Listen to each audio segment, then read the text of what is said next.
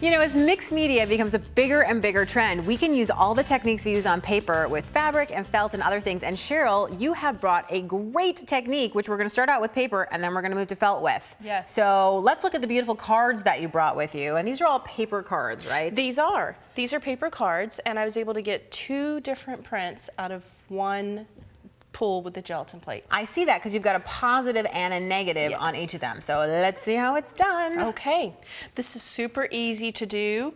I was even able to do this with a friend of mine, Katie Denham, who helped me put these cards together. She had never tried gelatin before. So even if you've never tried this, this is an easy project. Don't let it overwhelm you. And I should say, I was going to say that you can make a gelatin plate or you can buy one. Yes, you can make them. You can buy them pre-purchased. This one's a small one, ready to go, and it'll cling right to our little stamping block. So we have this ready on a stamping block.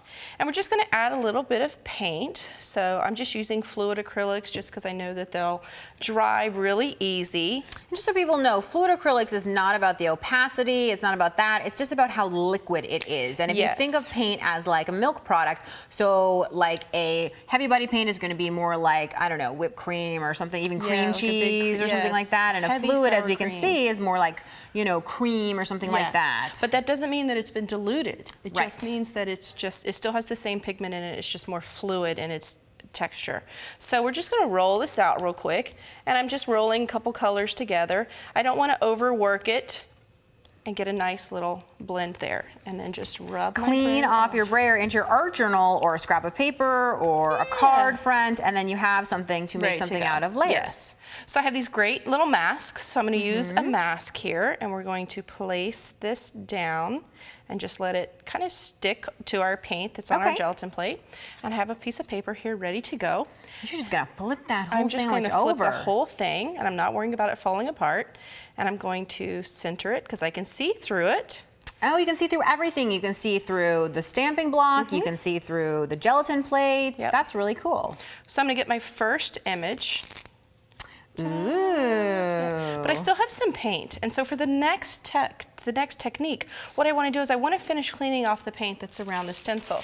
So I'm just going to take some extra paper, copy paper that you have, deli paper, anything really light and easy. I like deli paper. It's a sandwich wrap, essentially, that literally they use at a deli to wrap a sandwich. It's inexpensive, it's easy, it's hearty, it's a great thing to use.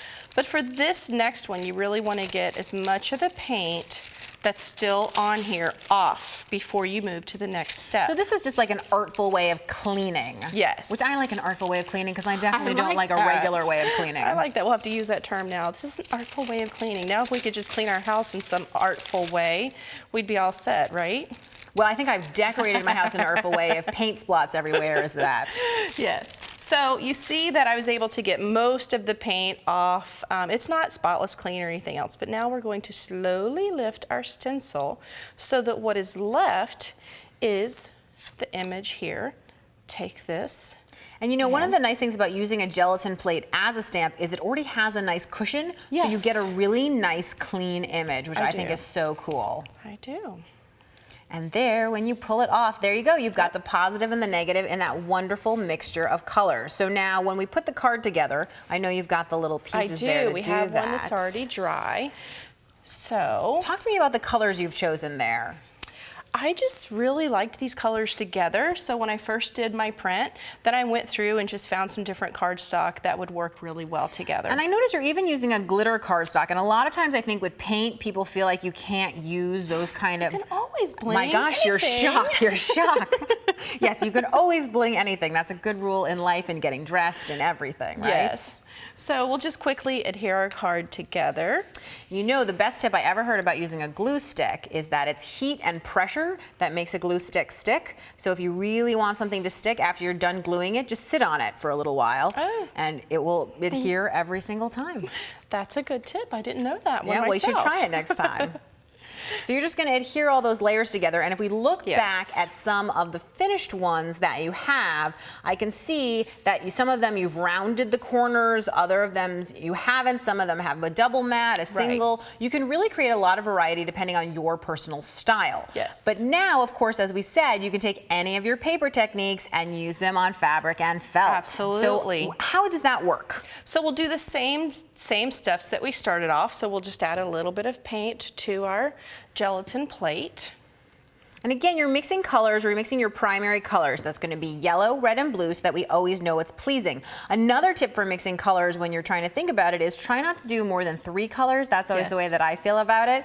And then try to keep things either warm or cool, meaning warm would be like red, orange, yellow, and cool would be more like blue, green, maybe a little bit of purple or something. And actually, yellow is a fun color because it goes both ways. And we could try a different one this time. Ooh. So we can just place a different stencil or a little mask right on top. And then I have this felt over here, which I'm going to hand you a piece of this felt. And you can see it's lots of variety of colors. This is just an acrylic felt, which I think is a nice one to use for this because a wool felt has a very high nap. It has a lot of, well, wool, for lack of a better word, right? Yep. So again, same thing. I'm just going to flip it over and press because it's so squishy that I can just press it through and lift it off. And oh, that's beautiful. Now, could you get a second print off that, do you think, or do you think there's not enough paint? Let's find out. I think that there's enough. It won't be as strong, but there's enough. So that's a nice way to get a subtle second print. And we can still get the third. Oh my gosh. By lifting it off and doing it again. That's so awesome. And I love here, if you look at these eyes and we compare them maybe over here, you can see how you get the different gradations depending how many times you stamp it, how clean the plate is, how dirty it is, all that kind of stuff. Lots of easy techniques. And also, of course, with the colored background, it's different. If you used a white felt, it would be different. With a green felt, it's a certain look, just like with a white paper or a colored paper. So many options. Now, if you were to make this into a card, Cheryl, what do you think the next step would be? I think the next thing that we would have to do is just kind of trim this out with a pair of scissors, trim it out, and just use it in the same place that we would use this.